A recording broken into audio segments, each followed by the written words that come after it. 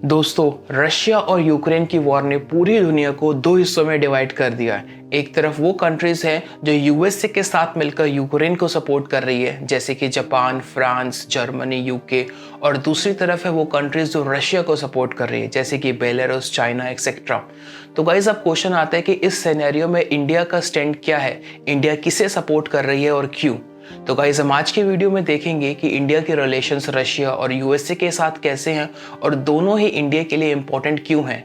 इस वॉर के वजह से इंडिया के लिए क्या क्या चैलेंजेस हैं और फ्यूचर में इंडिया की फॉरेन पॉलिसी कैसी होनी चाहिए। तो गाइस, मैं हूं ऋषभ सैनी, फिर चलिए स्टार्ट करते हैं आज की ये वीडियो। तो गाइस, पहले हम बात करते हैं कि इंडिया का करंट स्टैंड क्या है। गाइस, जब से ये वॉर स्टार्ट हुई है तब से यूनाइटेड नेशन में टोटल 4 बार प्रस्ताव लाया जा चुका है रशिया को कंडेम मतलब क्रिटिसाइज करने का, और चारों ही बार इंडिया ने वोट डालने से साफ मना कर दिया। इंडिया का कहना है कि दोनों ही पार्टीज को सबसे पहले सीज फायर करना चाहिए और जो भी बीच का कॉन्फ्लिक्ट है उसे डिप्लोमेसी और डिस्कशन के थ्रू रिजॉल्व किया जाना चाहिए। And let me tell you guys, India का ये न्यूट्रल स्टैंड कोई नया नहीं है। जब से इंडिया आज़ाद हुआ है तब से इंडिया न्यूट्रल स्टैंड ही लेता हुआ आया है। इसकी स्टार्टिंग कोल्ड वॉर के दौरान हुई थी, जब पूरी दुनिया यूएसए और सोवियत यूनियन के बीच में डिवाइड हो चुकी थी। उस टाइम इंडिया के पहले प्रधानमंत्री जवाहरलाल नेहरू जी ने नॉन अलाइनमेंट मूवमेंट की स्टार्टिंग की थी। और गाइज, इंडिया के न्यूट्रल स्टैंड के दो रीज़न हैं। सबसे पहले, यूक्रेन में काफ़ी ज़्यादा अभी भी भारतीय फंसे हुए हैं, इसलिए India cannot afford to take any sides. And second guys, India के लिए रशिया और यूएसए दोनों ही काफ़ी इंपॉर्टेंट है।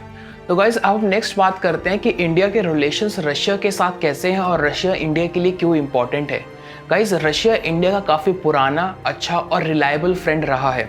1971 में जब पाकिस्तान के रिलेशंस चाइना और यूएसए के साथ काफ़ी अच्छे हो रहे थे और वो पाकिस्तान को वेपन्स तक सप्लाई कर रहे थे, उस समय इंडिया ने 1971 में सोवियत यूनियन के साथ एक ट्रीटी साइन की, Indo Soviet treaty of peace, friendship and cooperation. और उसी ट्रीटी के चलते जब 1971 में इंडिया ने बांग्लादेश को पाकिस्तान से अलग करने के लिए अटैक किया, तो उस समय रशिया ने अपने वॉरशिप्स भेज करके इंडिया को यूके और यूएसए के नेवी से प्रोटेक्ट किया। इनफैक्ट 1999 में जब इंडिया ने न्यूक्लियर टेस्ट किया तो उस समय रशिया ने इंडिया को यूनाइटेड नेशन में फुल सपोर्ट किया। नेक्स्ट गाइज, इंडिया में 65% से ज़्यादा डिफेंस इक्विपमेंट्स रशिया से इंपोर्ट किए जाते हैं। So guys, you can clearly see Russia India के लिए काफ़ी ज़्यादा इंपॉर्टेंट है। पहले डिफेंस के पॉइंट ऑफ व्यू से, सेकंड क्योंकि यूएसए अचानक से अफगानिस्तान छोड़ करके चला गया है तो वहाँ पर अपने इंटरेस्ट को सिक्योर करने के लिए इंडिया को रशिया की ज़रूरत पड़ेगी। Third and the last is guys, central Asian countries like Kazakhstan, इन जैसी कंट्रीज में अपनी पोजीशन को एस्टेब्लिश करने के लिए, जो कि पहले सोवियत यूनियन का पार्ट थी, इंडिया को रशिया की काफ़ी ज़रूरत पड़ेगी। तो गाइज, अब हम बात करते हैं कि इंडिया और यूएसए के रिलेशंस कैसे रहे हैं और यूएसए इंडिया के लिए क्यों इंपॉर्टेंट है। गाइज, शुरू से ही इंडिया और यूएसए के रिलेशंस अच्छे नहीं रहे हैं, लेकिन आज के समय में इंडिया और यूएसए के रिलेशंस अपने हाईएस्ट पॉइंट पर है।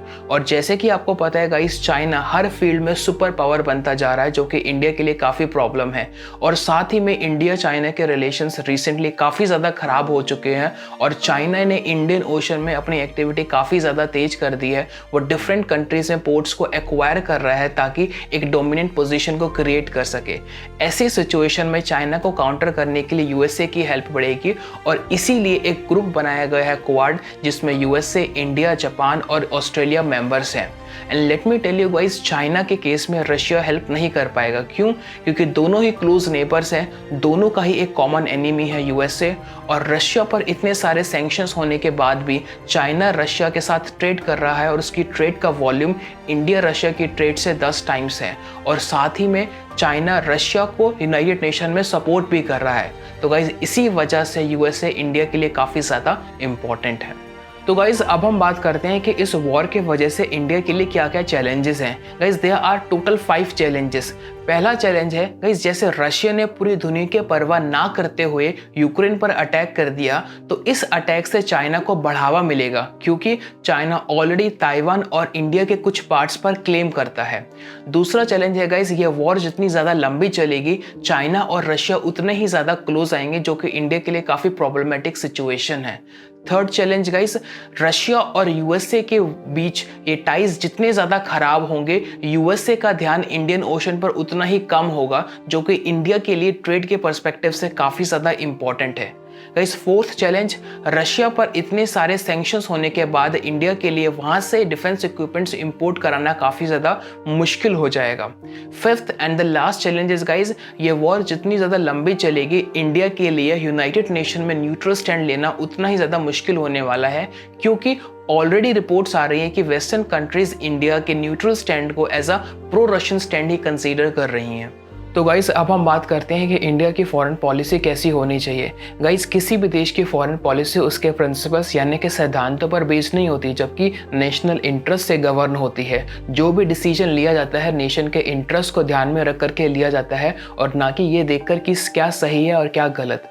जैसे कि यूक्रेन में हज़ारों लोग मर रहे हैं जो कि ह्यूमैनिटी के अगेंस्ट है, बट स्टिल इंडिया ने न्यूट्रल स्टैंड लिया हुआ है। क्यों? क्योंकि वो डिसीजन इंडिया के लिए जियोपॉलिटिकली वाइज फेवर में है। और गाइस, फ्यूचर में जो भी इंडिया की फॉरेन पॉलिसी होगी वो स्ट्रैटेजिक ऑटोनॉमी, मतलब इंडिपेंडेंट होकर डिसीजंस लेना और किसी के प्रेशर में नहीं आने जैसे प्रिंसिपल्स पर बेस्ड होगी, और होनी भी चाहिए। तो गाइस, उम्मीद है आपको मेरी वीडियो पसंद आई हो। तो गाइस, वीडियो को लाइक और चैनल को प्लीज़ सब्सक्राइब कीजिए। तो मिलते हैं नेक्स्ट वीडियो में। धन्यवाद।